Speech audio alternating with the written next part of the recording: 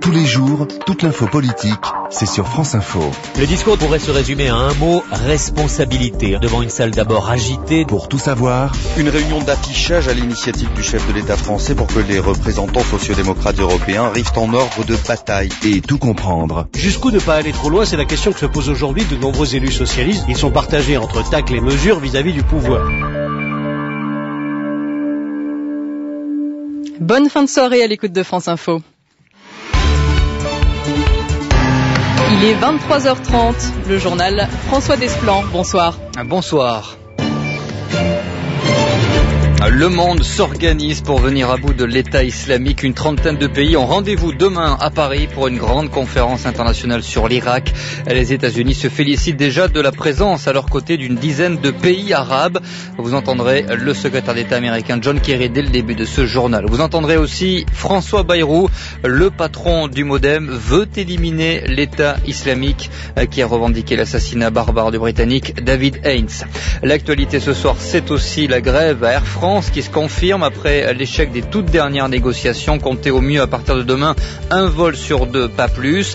Et puis en basket, les États-Unis sont champions du monde. Sans surprise, ils ont dominé ce soir la Serbie 129-92. Et en football, dernier match de la 5e journée de Ligue 1. Marseille s'est imposé sur la pelouse d'Évian-Thonon 3-1.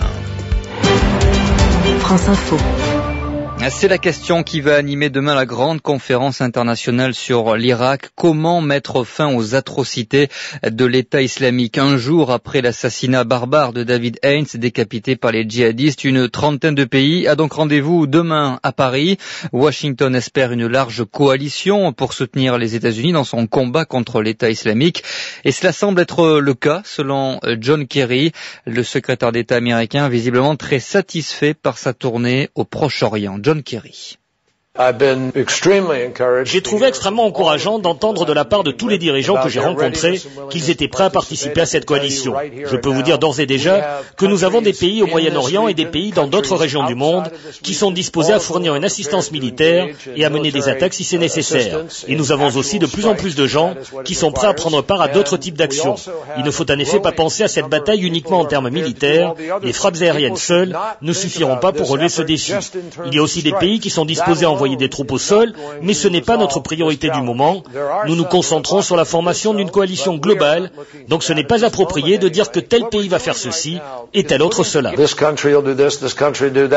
Le secrétaire d'État américain John Kerry. Alors la France, vous le savez, a déjà livré des armes aux combattants kurdes qui luttent contre les djihadistes et elle se dit prête à renforcer son aide militaire au gouvernement irakien. Une intervention directe des avions de chasse français n'est plus exclue. Hormis le Parti communiste, l'ensemble de la classe politique française soutient sur ce point l'Élysée. C'est aussi le cas de François Bayrou, invité de France Inter ce soir. Le patron du MoDem affirme qu'il faut tout faire pour éliminer l'État islamique. Ce mouvement, cette tentative de prise de contrôle de pays entiers, d'États entiers, c'est un mouvement ennemi de ce que nous avons de plus précieux. Je n'emploie pas le mot ennemi souvent. Il peut y avoir des conflits territoriaux, d'idéologie, mais là, ce n'est pas à cela que nous avons affaire. C'est à une volonté construite qui a choisi de mettre à bas ce que nous, Europe, nous, Occident, nous, monde civilisé, dans la plus large acception de cette expression, nous avons de plus précieux. Le respect des droits élémentaires de la personne humaine et parmi ces droits, le droit le plus fondamental qui est le droit de croire ou de ne pas croire. Il faut les mettre hors d'état de nuire. Il faut que cette construction politique et militaire qui s'est mise en place, il faut qu'elle soit abattue.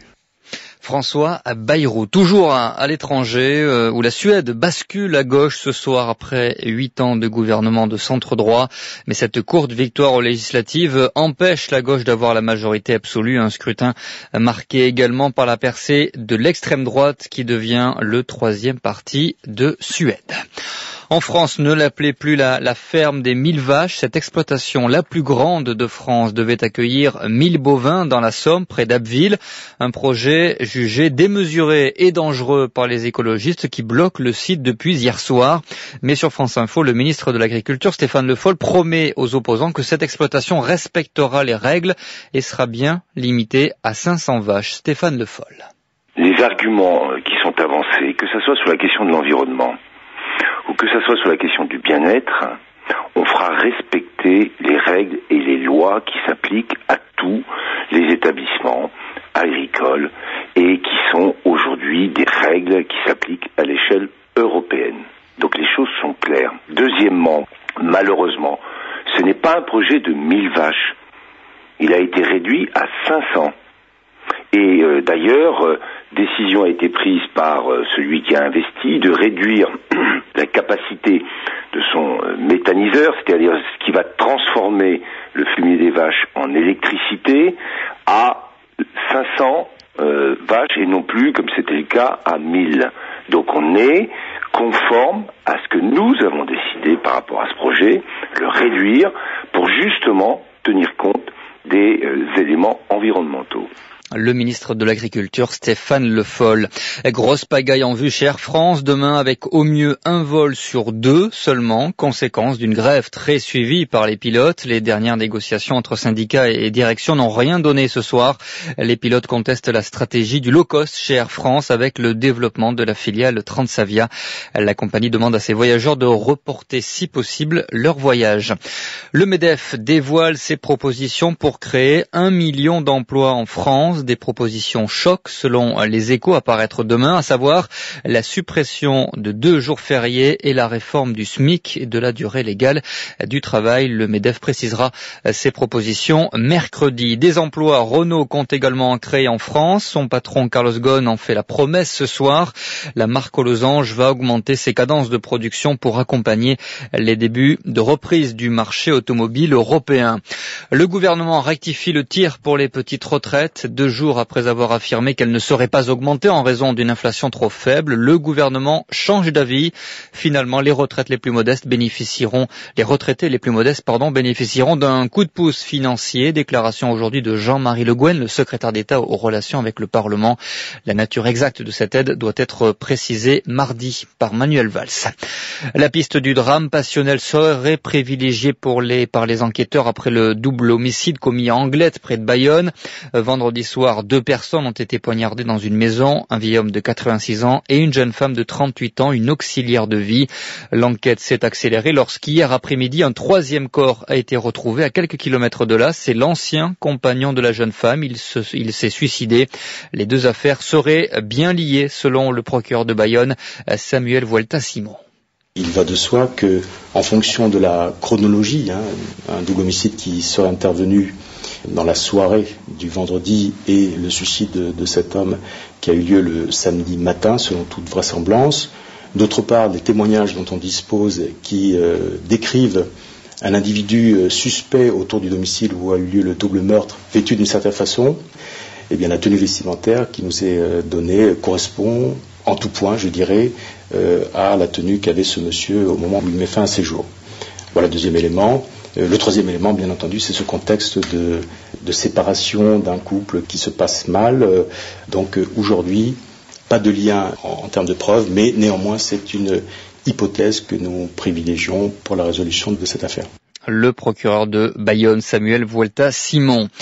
L'annonce, semble-t-il, imminente du prochain retour de Nicolas Sarkozy continue d'agiter la scène politique et de faire réagir. Lors d'un déplacement à Hénin-Beaumont ce dimanche, Marine Le Pen juge qu'un Nicolas Sarkozy de retour aux affaires serait un colis piégé pour l'UMP, mais une très bonne nouvelle pour le Front National. Fin de citation. Et du côté des centristes, on n'apprécie pas du tout la dernière proposition de Nicolas Sarkozy de vouloir marier UMP et UDI. Jean-Christophe Lagarde, en course pour briguer la tête du parti centriste, dit rejeter toute OPA de l'UMP, ajoutant qu'en politique, une OPA n'est jamais amicale. Sans surprise, les États-Unis dominent bien la planète basket. Les Américains ont survolé la finale du mondial en Espagne ce soir. Victoire 129-92 face à la Serbie. C'est le deuxième titre mondial consécutif pour les Américains, le 5e de leur histoire. En football, Marseille s'est largement imposé sur la pelouse d'Évian-Thonon. Victoire ce soir 3-1. Au classement, c'est Lille qui est en tête après avoir battu Nantes 2-0. Les nordistes profitent aussi de la première défaite de la saison de Bordeaux. C'était cet après-midi, les Girondins battus à Guingamp 2-1. Et puis un petit mot de cyclisme pour vous dire que Alberto Contador a remporté la Vuelta, le Tour d'Espagne. C'est la 3e victoire dans ce Tour d'Espagne pour le coureur espagnol. 23h39 sur France Info. On s'intéresse tout de suite à la météo. France Info Météo avec Pilote, fabricant de stylo-billes, stylo-plumes, rollers et porte-mines. Avec les prévisions de Joël Collado de Météo France. Des températures orientent à la hausse surtout sur la moitié nord, une tendance à l'orage. La semaine prochaine, dans une atmosphère qui va se réchauffer. Par le sud, le temps deviendra progressivement de plus en plus menaçant. Demain lundi, ce temps menaçant affectera surtout les régions les plus méridionales. Sur le sud-ouest, sous un ciel chaotique, les nuages qui alterneront avec des éclaircies donneront des ondées, peut-être ponctuées de coups de tonnerre. Sur les régions proches de la Méditerranée, sur le Roussillon, le Languedoc, la Provence, sous un ciel gris, les averses plus fréquentes, plus rapprochées, prendront parfois un caractère orageux. En remontant vers la Loire ou en allant vers la Bretagne, soleil, nuages, demain se partageront le ciel et demain après-midi, par le sud, les nuages deviendront à peine menaçants. Et puis sur le nord, l'Île-de-France, les régions du nord-est, après une matinée grise, brumeuse, le soleil dans la journée fera de très belles percées. Les températures dans la journée, le plus souvent comprises entre 24 et 27 degrés demain après-midi sur le sud, voisine de 26 degrés près de la Loire, de 25 degrés à Paris et Rennes. Ces températures atteindront 23 degrés dans l'est et 21 degrés près de la Manche. Merci Joël Collado de Météo France.